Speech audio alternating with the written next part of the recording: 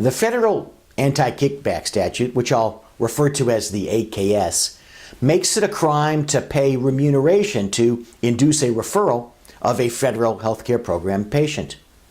Many of you are familiar with the safe harbors, the exceptions for physician employment agreements and for personal services contracts.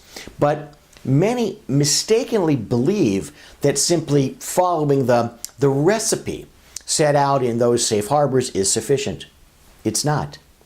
From time to time, the Office of Inspector General of the U.S. Department of Health and Human Services, referred to usually as the OIG, that's the agency charged with enforcing the AKS, issues fraud alerts to warn providers of commonly seen compliance lapses. One aims directly at physician compensation arrangements. The physician compensation fraud alert grew out of a spate of OIG settlements with physicians concerning alleged illegal compensation arrangements, including medical directorships.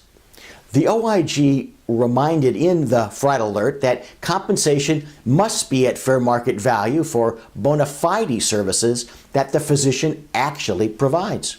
The arrangement can't take into account the volume or value of referrals.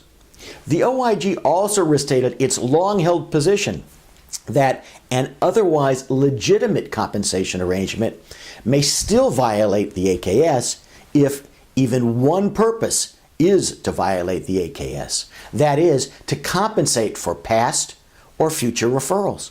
In other words, fitting completely into the safe harbor might not be sufficient to protect you. The OIG also mentioned a less obvious but very common violation, the instance in which the referral recipient or an affiliate pays expenses which are actually those of the referring physician or the referring medical group. The cited example was payment for the physician's front office staff. Relief from overhead is equivalent to a payment of like amount. Be extremely careful when entering into any physician compensation arrangement, whether you're the payer or whether you're the recipient. Penalties for violation of the AKS include jail time, criminal fines, civil monetary penalties, and debarment from participation in federally funded healthcare programs. What passes as common knowledge in this area does not even come close to comprehending the complexity of AKS compliance.